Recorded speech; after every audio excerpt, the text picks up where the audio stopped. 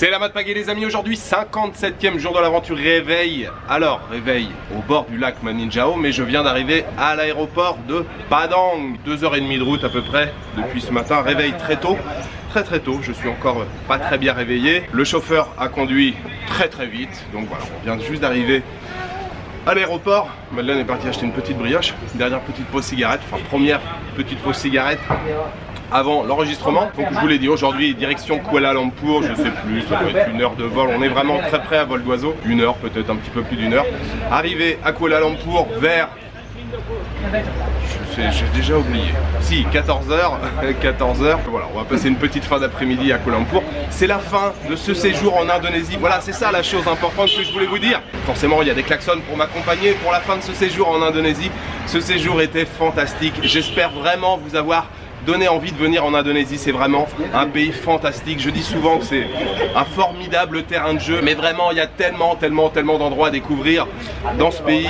Franchement, la première partie du voyage là, Maluku, Ternate, Tidore, Kota Ambon. Ya. Terima kasih. Di sini. Il y a des Indonésiens à côté là qui me demandaient si j'étais tout seul ou si j'étais accompagné. Je dis, non, je suis accompagné d'une amie, elle est là-bas et tout. Et là, elle est sur le chemin du retour. Elle me dit, hey, viens ici, ton pote il est là et tout. Et voilà, ils sont excellents. Évidemment. Donc oui, cette première partie du voyage.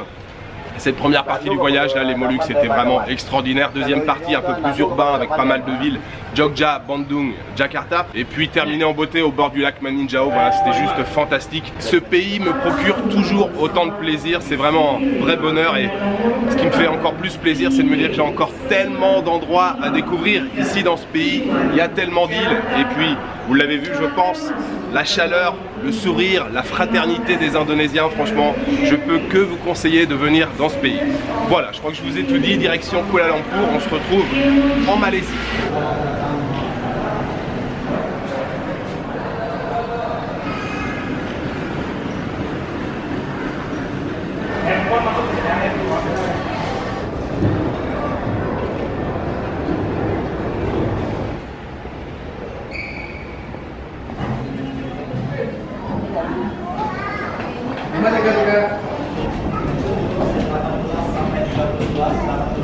Sehingga proses ini selesai. Terima kasih.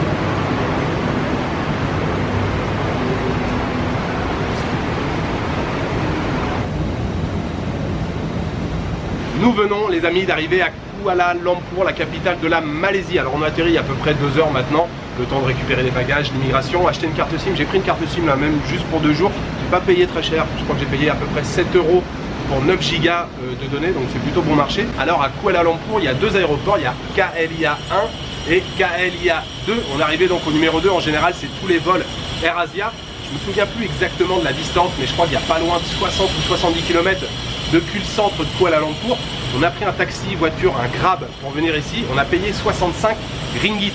Alors en ce moment, 1 euro, ça fait à peu près 4,6 ringgit. Donc 65 ringgit, ça fait à peu près 14 €, un petit peu plus de 14 €. Donc c'est relativement bon marché, surtout si vous êtes 2, voire 3, c'est encore mieux. On vient d'arriver à l'appartement, on loge au Regalia Résidence. Je crois que c'est ça le full name, Résidence à la fin. Regalia, en fait, on avait déjà logé ici il y a 2 ans quand Madeleine était avec moi aussi. Donc vous verrez, si vous prévoyez un voyage à Kuala Lumpur ou si vous êtes déjà venu ici, vous savez de quoi je veux parler. On trouve énormément d'appartements dans ce type de résidence ici à Kuala Lumpur. Bien sûr, il y a des hôtels, mais si vous faites des recherches sur Agoda, Booking ou encore sur Airbnb, vous trouvez énormément d'appartements comme ça dans ce type de grand building. On a réservé donc ici pour 2 nuits et on paye 38 € la nuit. L'appartement est plutôt pas mal, c'est assez grand, il y a de quoi se retourner, c'est plutôt sympa. Et bien sûr, il y a une piscine sur le rooftop que je vous montrerai plus tard, peut-être dans la soirée.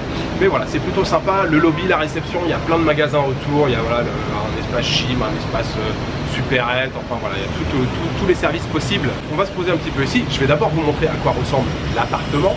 Nous avons donc une grande pièce avec un grand lit ici. Télévision, pas mal d'étagères. Le petit coin cuisine pour manger, la cuisine derrière. Évidemment la cuisine, arrière-cuisine ici, frigo, machine à laver, cuisine, c'est plutôt pas mal. Et on a ici des placards, je suppose, oui, des très grands placards. Et la salle de bain, c'est où la lumière? Pas de lumière? Non, il doit y avoir de la lumière.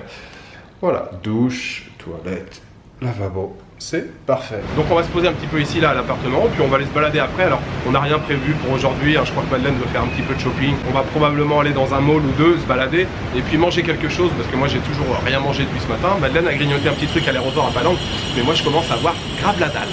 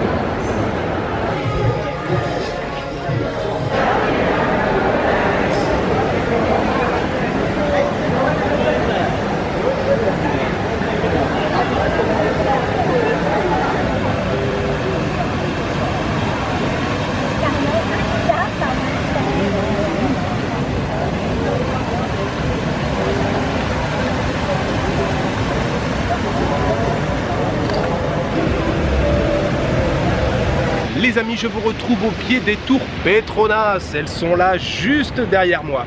Alors, les tours Petronas, vous le savez, c'est l'un des grands emblèmes, c'est le symbole de la ville de Kuala Lumpur. Alors en quelques chiffres, c'est 410 mètres la hauteur de toit, 452 mètres la hauteur de l'antenne. On a ensuite 88 étages au total, 78 ascenseurs. Fin de la construction en 1998 et ouverture officielle en 1999. Et puis dernier chiffre assez impressionnant, 37 000 tonnes d'acier pour la construction de ces deux tours. Voilà en quelques chiffres sur les tours Petronas.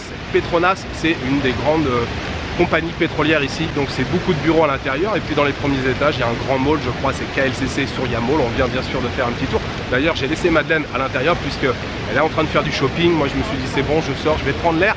Et je vais faire quelques plans comme ça by night des tours Petronas. C'est toujours très sympa. Quand on vient ici, c'est comme quand on arrive à Paris, on a envie de voir la tour Eiffel by night. Quand on vient à Kuala Lumpur, on a envie de voir les tours Petronas by night. Alors depuis qu'on a quitté l'appartement, on a pris un taxi, on a pris un Grab, on a été manger, puisque moi je n'avais pas mangé depuis ce matin, j'avais vraiment très faim. On était dans un restaurant que je connaissais déjà, où j'avais déjà mangé lors de mes précédents voyages. Grande cantine ouverte sur la rue, plutôt cuisine indienne, mais un petit peu malaise, et on s'est régalé. Madeleine a pris du poulet grillé, elle a pris un curry de poisson, elle a pris un butter naan aussi à côté, servi avec du dal, servi avec du chutney à la menthe. Franchement délicieux. Je me suis pris une grosse assiette de riz. C'était vraiment, j'ai un peu abusé sur la quantité de riz, grosse assiette de riz, et j'ai pris curry d'aubergine, très relevé, mais alors vraiment excellent. Et puis qu'est-ce que j'ai pris aussi? Ah, j'ai pris du reshmi, chicken reshmi kebab, c'est du poulet mariné cuit au tandoor. Ça c'est une tuerie, je sais que je peux facilement en trouver ici en Malaisie, et c'est ce que je voulais vous dire, justement la Malaisie c'est vraiment le pied niveau bouffe ici, puisque vous le savez en Malaisie il y a 3 grandes communautés. Alors la plus grosse communauté c'est bien sûr les Malais, mais il y a aussi énormément de Chinois et d'Indiens, donc ça se ressent dans la cuisine. Quand vous êtes en voyage ici à Kuala Lumpur, vous pouvez commencer la journée avec un petit déjeuner de dim sum, cuisine chinoise par exemple, et puis déjeuner le midi avec un bon thali typique du sud de l'Inde, un thali végétarien sur une feuille de bananier, et puis terminer la journée avec un excellent dîner avec une cuisine malaise, par exemple un nasi lemak.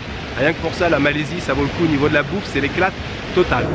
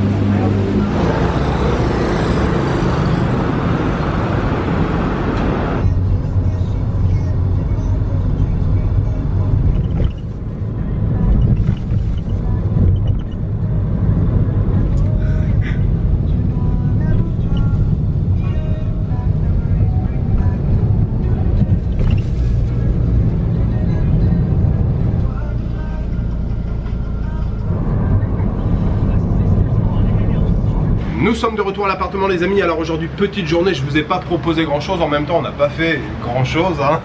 Entre voilà, le départ depuis le lac Maninjao, l'aéroport, on s'est posé un petit peu ici en arrivant à l'appartement, puis la visite ce soir au pied des tours Petronas. D'ailleurs c'est vrai que le lac Maninjao semble déjà très loin hein. Ce matin quand on est parti, on était dans le taxi, on a longé une petite partie du lac. Madeleine me disait oh là là, cet après-midi on était à Kuala Lumpur, le lac Maninjao ça va nous sembler déjà très loin. Effectivement ça semble déjà très loin. D'ailleurs on va demander à Madeleine ce qu'elle a pensé de cette journée, ou ce qu'elle a pensé de Maninjao. Qu'est-ce que tu as pensé d'aujourd'hui? C'est un peu bizarre de venir dans les tranquilles Maninjao et maintenant dans Kuala Lumpur, c'est fou. C'est beau. Bon, mais très bien, merci Madeleine pour ta collaboration. Donc, comme le disait Madeleine, effectivement, changement de décor, hein, ça change d'ambiance ici après d'arriver à Kuala Lumpur. Mais c'est toujours très agréable, hein. Moi j'ai fait pas mal de passages ici, hein. J'ai souvent séjourné 2-3 jours ici. J'ai visité une année la Malaisie, hein, où j'étais resté pas mal, mais Kuala Lumpur j'y passe régulièrement, souvent entre deux pays, je m'arrête ici pour faire du shopping. Et puis l'avantage ici c'est qu'on n'a pas besoin de visa en tant qu'Européen français, vous pouvez rester 90 jours ici en Malaisie, donc c'est juste un tampon à l'arrivée, un tampon à la sortie. Et puis j'ai souvent fait un passage aussi à Melaka, vous vous souvenez, il y a 2 ans j'étais venu ici, j'avais fait une ou deux vidéos sur Melaka, une ville que j'adore vraiment, qui se trouve à seulement 2h30 d'ici. Et demain le programme, comme je viens de vous le dire, j'ai fait pas mal de passages ici, les trucs touristiques, voilà, je les ai fait en long, en large, et je prends un ton grave pour vous le dire. Demain j'ai décidé de consacrer l'intégralité de la journée à la bouffe. Oui, je vous l'ai dit, la cuisine en Malaisie, c'est un truc de fou. On trouve de la cuisine chinoise, indienne ou malaisienne. Vraiment, il y a de quoi se régaler ici. J'en ai parlé à Madeleine. Madeleine m'a dit, ok, il n'y a pas de problème. Manger toute la journée, ça me va aussi. Donc si ça va Madeleine, moi ça me va aussi. Ça va être le programme pour demain. Rallye de la bouffe ici, demain, à Kuala Lumpur. Voilà, il me reste juste à vous souhaiter une bonne soirée, une bonne nuit, une bonne après-midi. Je vous donne rendez-vous demain pour une nouvelle journée dans la capitale malaisienne. Ciao, good night.